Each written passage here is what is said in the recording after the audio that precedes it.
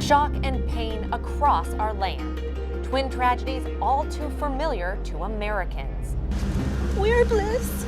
We're blessed because we're alive. And I pray for all those people that died. 13 hours apart and more than 30 dead. Young men opening fire in El Paso, Texas and Dayton, Ohio.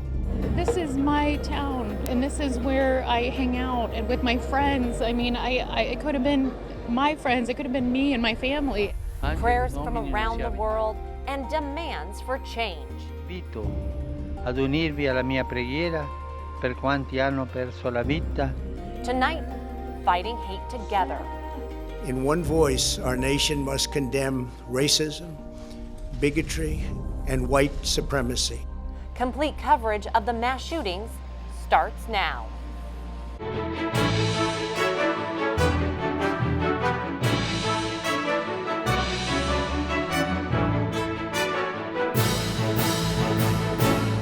Angelus Domini nunciavit Maria. Pope Francis asking the world to pray for the United States after Americans are cut down by gun violence. Together, we lock arms to shoulder the grief. We ask God in heaven to ease the anguish of those who suffer, and we vow to act with urgent resolve. President Trump addressing the nation after the weekend's deadly mass shootings left at least 31 people dead and dozens injured. Good evening, I'm Tamara Lane. Yet again in the United States, the big question tonight, how to end the shooting massacres that seem out of control. The president offering his ideas at the White House this morning. Currents News' Emily Drewby reports on what he and the Pope are saying about the uniquely American crisis of gun violence. Shots fired! Local shots fired! Devastation in Dayton, Ohio, a gunman opening fire on a crowd outside a popular bar. This just 13 hours after a shooter fired into a crowd of shoppers in El Paso, Texas. At least 31 are dead and over 50 injured between the two shootings. Prayers for the victims being said all over the world, from an El Paso church to the Vatican. Angelus Domini nunciavit Maria. The Pope speaking out and inviting others to pray for the victims with him. Sono spiritualmente vicino. I'm spiritually close to the victims of the violent attacks that led to bloodshed of defenseless people in Texas, California, and Ohio in the United States. President Trump also leaning on God. We ask God in heaven to ease the anguish of those who suffer. While addressing the nation on Monday, Trump offering his ideas on how to end the shooting epidemic, asking for officials and social media companies to work on ways to better identify and act on early warning signs, calling for mental health law reform, red flag laws to keep guns away from people who have been deemed a potential threat, and proposing those who commit mass murders and hate crimes face the death penalty. Trump also placing heavy blame on the internet and the glorification of violence, adding hate has no place in America. In one voice, our nation must condemn racism, bigotry, and white supremacy. El Paso shooting suspect Patrick Crucius is believed to have authored a manifesto filled with racist and anti-immigrant rhetoric. He's facing the death penalty. Connor Betts being identified as the Dayton shooter. He was fatally shot by police in less than a minute. A former classmate says in high school he had a hit list filled of people he wanted to kill and or rape. And apparently he had made a kill list, and I happened to be on it. I don't know why. Senate Minority Leader Chuck Schumer now calling on Senate Majority Leader Mitch McConnell to bring lawmakers back to Washington for an emergency session on gun control. Schumer specifically wants the Senate to vote on a bipartisan gun safety bill that would require universal background checks on all gun purchases. Tamara? Emily, there's already federal law requiring background checks, yet we see over and over again perpetrators of violence using guns. What makes this proposal different? Well, Tamara, right now there is a loophole in the current law where unlicensed gun sellers like those you might see at a gun show are not required to conduct background checks. So the bill that Schumer is backing would close that loophole. And according to some experts, up to 80% of firearms used in crimes are obtained without a background check. Okay, we'll keep following this. Thank you, Emily. Brooklyn's Bishop Nicholas DiMarzio is also calling for action in the wake of the twin massacres. He's demanding responsible gun laws while remembering everyone suffering from the attacks, saying, We pray for all the victims and survivors, their families and communities, that the Lord will comfort them during this terrible time. As a nation, we are better than this. There is no place in civil society for assault rifles to be readily available. It is incumbent upon our leaders to take the necessary actions to better protect all of our citizens against the horrifying reality of gun violence in America. Tonight, we are also hearing from the survivors of the Dayton, Ohio massacre. Paulo Sandoval reports that when the shooter started firing outside the packed nightclub, the scene turned to chaos. A flurry of shots show the brief but deadly moments that the suspected gunman opened fire on Saturday night crowds in downtown Dayton, Ohio. Police say the gunman parked his car and walked through Dayton's Oregon district, a neighborhood known for its nightlife, and started firing shots just after 1 a.m. Dude, what the? Surveillance video shows crowds running from the shots. Shots fired! Downtown! Multiple shots fired! 83, where you at? Dayton police routinely patrol this area on Saturday nights and were able to respond in seconds. A suspect opened fire along the Oregon district who was wearing body armor and used a .223 caliber high-capacity magazine. He had additional magazines. Threat was neutralized in approximately 30 seconds of the suspect firing his first shots. Dispatch, we got shots fired. We got multiple people down. We're going to need multiple medics. Two women say they were out with girlfriends. People just started running. They started pushing us out the back door. Her friend says she remembers chatting with a woman about their outfits, but the next time she saw her, she was laying on the concrete dead outside of the club that we was at. Robert Woodruff says he was standing several feet away from the gunman as he fired shots. I thought I was about to die to the officer. He was like standing over the top of me, like, and he started shooting at the guy, so he saved everybody that was out here. Despite the quick response, at least 9 were killed and more than a dozen injured. Among the dead, the shooter's own 22-year-old sister. The officers who were involved in ending this tragedy, their professionalism, their quickness, their amazing courage, and their response undoubtedly saved many, many, many lives. We will never know how many lives were saved. The assailant was obviously very, very close to being able to kill dozens and dozens more people.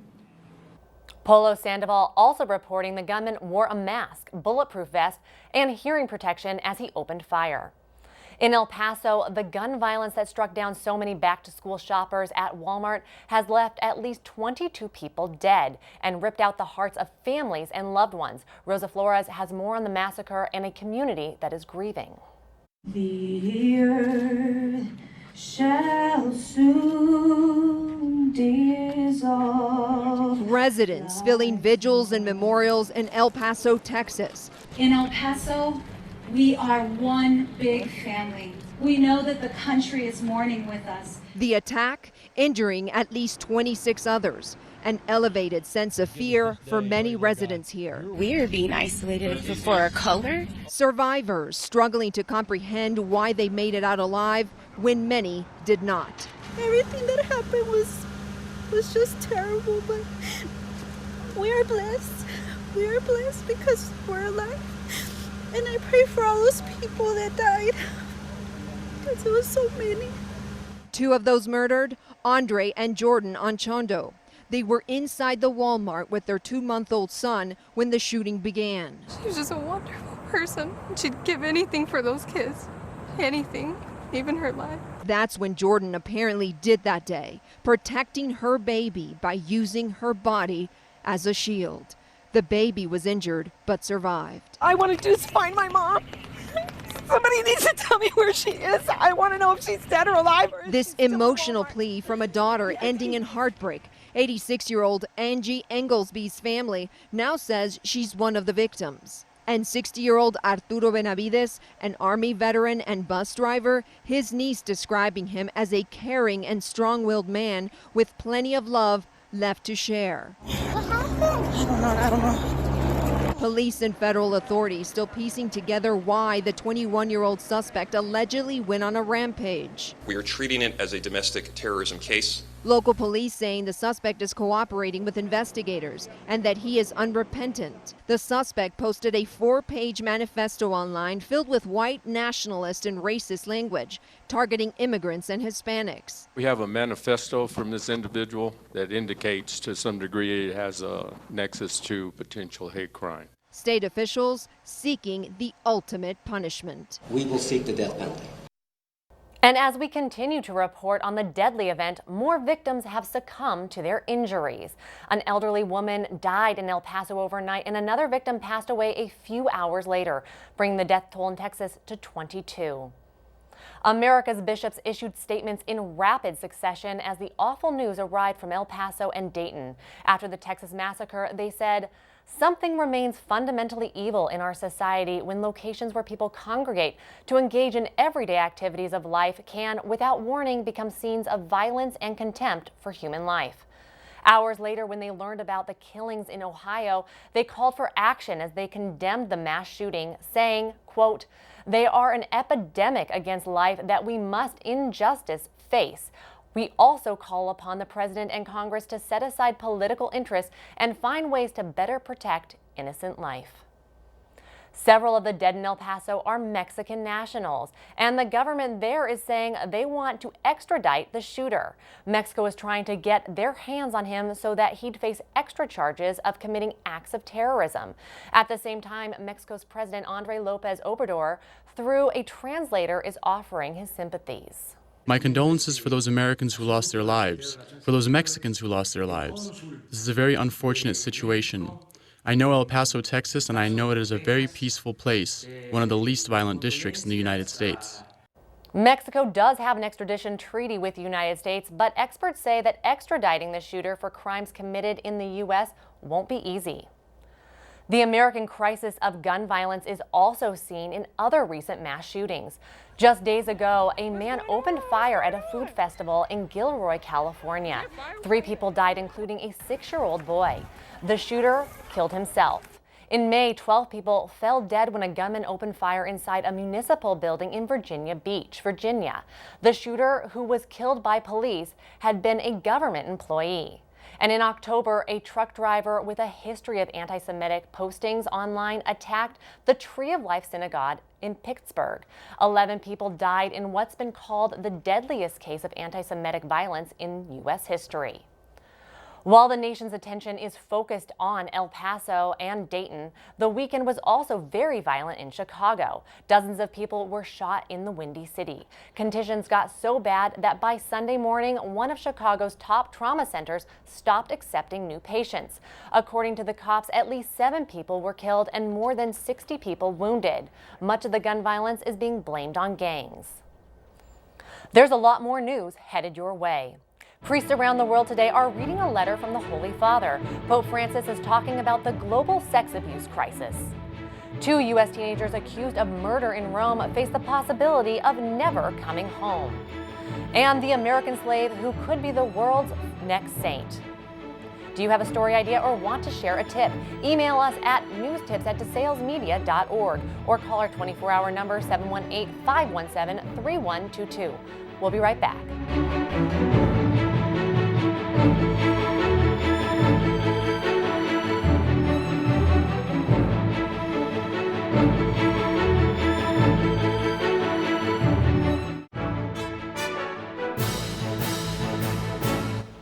The family of one of the 2 California teens being held in a Roman prison for the murder of an Italian police officer is speaking out. They say they are looking forward to their son coming home. But as John Lawrence reports, that may never happen. Finnegan elder in police custody accused of fatally stabbing an Italian police officer. Thousands of miles away in San Francisco, his family and friends fight for his freedom. He has our full support and we stand by his side. Last week, the 19-year-old's father visited his son in prison with family friend and attorney Craig Peters. He was okay, but tired, remorseful, and scared. Elder and his 18-year-old friend Gabriel Natali Uroth were taken into custody last month. Italian authorities say they killed an undercover police officer during a botched drug deal. One of the teens can be seen carrying a backpack that was allegedly stolen during the encounter. The victim, Mario Circello Rega, got married less than 2 months before his death. Officer Rega who we understand at the time of his death was acting as an undercover plainclothes paramilitary officer, is gone too soon. Italian police say both teens confessed to taking part in the assault, and the populist interior minister is calling for life in prison. But Elder's family says there's more to the story that has yet to come out. The truth will set you free. We look forward to the truth coming out and to our son coming home. I'm John Lawrence reporting. Pope Francis sent words of encouragement to his brother priest this Sunday on the feast day of St. John Vianney, the patron saint of priests. The nearly 5,000-word letter spoke to priests disheartened by the sexual abuse crisis plaguing the church. The pontiff acknowledged the pain of priests who, quote, feel themselves attacked and blamed for crimes they did not commit. Francis says priests also have shared with him their outrage over what happened. Still, the Holy Father asked his brother priests to keep going, saying, despite the hardships of the journey, you are writing the finest pages of priestly life. Now, the powerful story of a woman named Julia Greeley. She was a familiar sight on the streets of Denver in the early part of the 20th century, and she could be the Catholic Church's next saint. As Melissa Butts reports, that would take her from the chains of slavery to a model of mercy. Julia Greeley is known in Denver as the Angel of Charity. She was born into slavery in Missouri and was a victim of injustice. One of her masters beat her with a whip, causing her to lose sight in one eye. This is why she's usually painted with one eye closed. After gaining freedom, she worked in the homes of white families. In Denver, she understood the Catholic faith and felt a strong devotion to the Sacred Heart that would last a lifetime. She was an American slave who was freed, who then chose in her life to help other people and to help the underprivileged. It's not a native Coloradan, all right? It's a slave who learned the justices and the injustices of life at a very early age, but didn't let that stop her from living a life of holiness. Each month, she visited the Denver Fire Department to tell them about the Sacred Heart. She brought them rosaries and taught them prayers, even though she hadn't received any training. The other thing that's interesting, she couldn't read or write, okay? So when you think about the saints in the church, we read what they wrote, okay, and that sort of thing. The only thing that we have of hers is an X on a property deed that someone gave her. So there's nothing that ever written down about her. Yet, when she died, she collapsed in church because she went to Mass every day. She received communion every day. She collapsed in Sacred Heart Church and was brought to a nearby house where she died the next day. Her body was, after her death, lied and stayed at the church for about 5 hours. And hundreds of people in Denver came to view her, the rich and the poor. She walked the streets in the dark of night to tend to the poorest and wasn't ashamed to receive help. When they exhumed her corpse, they discovered she had suffered rheumatoid arthritis in every bone of her body and had only 6 teeth, yet that did not stop her from helping others. This angel of charity has been remembered for what she did, and remembered for what she did, not the fact that she was an ex-slave, not a fact that she was black, but a fact that she loved people and she wanted to help them. In 1910, Julia Greeley entered the Franciscan order as a layperson and was very active until her death in 1918. The Jesuits from the Sacred Heart Parish in Denver considered her the most enthusiastic promoter of the Sacred Heart. In Rome, Melissa Butts, Currents News. A block party in Queens is helping to give back to the community. The 11th annual Kids Fun Day in Astoria was hosted by Catholic Charities of Brooklyn and Queens. Held at Our Lady of Mount Carmel, over 700 people attended the block party style event that featured an inflatable maze, face painting, and free snacks.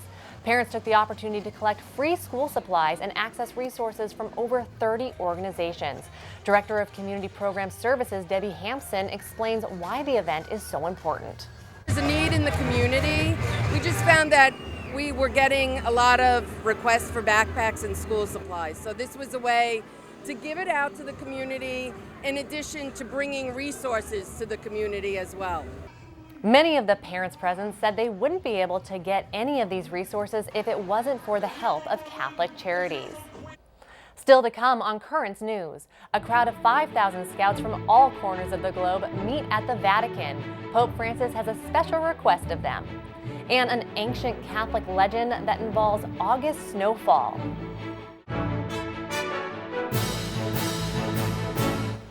Pilgrims from around the world meeting at one of Rome's most beloved basilicas, St. Mary Major. Despite the August heat, every year on this day, snow falls in the church. Melissa Butts has an exclusive look at the ancient tradition involving a pope and the Blessed Mother. Even though it's August, snow is in the forecast for Rome. But this is not referring to the weather, but rather to a centuries-old tradition and miracle. On August 5th in the year 358, legend has it snow fell here on Esquilin Hill. It was after a dream Pope Liberius had the night of August 4th, in which the Blessed Mother told him to build a church where snow would be the following day. When he woke up, it was here. This medieval legend is still remembered today, now taking the form of white rose petals falling from the dome in St. Mary Major. Thousands of pilgrims brave the intense summer heat to come watch, pray, and honor the Blessed Mother during the annual Mass celebrated at the beginning of each August. I didn't really know that it wasn't the actual snow. I learned about those flowers there. It's a moving experience which you must participate in to really know the emotion. I think this tradition, this place is so beautiful. I went to this place from Poland, yes, because when I see this, I think, yes, this is a nice tradition, this is nice people, nice place. While the Pope himself didn't celebrate the Mass, Pope Francis also has a place in his heart for this basilica and the patroness of Rome. He went here at the beginning of his pontificate to pray for her protection and continues to do so before and after each trip he takes. Likewise, over the centuries, countless other popes have visited the Basilica to do homage to the Blessed Mother, who personally indicated where she wanted this church constructed. As one of the 4 major basilicas in Rome and the first church in the Western world dedicated to Mary, this tradition today that we are celebrating also gives way to the church's other name, St. Mary of the Snow. Here in Rome, Melissa Butts, Currents News. The Holy Father greeted some 5,000 Boy and Girl Scouts this weekend. The troops had been traveling for over 5 days to visit the Pope, and finally, after the long journey, they got to meet him. For some, it was an emotional meeting, but the Holy Father was happy to greet the young people. He even tried on a traditional scouting neckerchief. Pope Francis gave them this advice. Che l'ultimo smartphone, la macchina più veloce o il vestito alla moda, oltre a non bastare mai, non ti daranno mai la gioia di sentirti amato e anche la gioia di amare. E questa è la vera gioia, sentirti amato e amare. The Pope asked the young people to go out and meet others, especially in nature. That is Currents News. I'm Tamara Lane. Thank you for joining us because we are putting your faith in the news. Hope to see you again next time.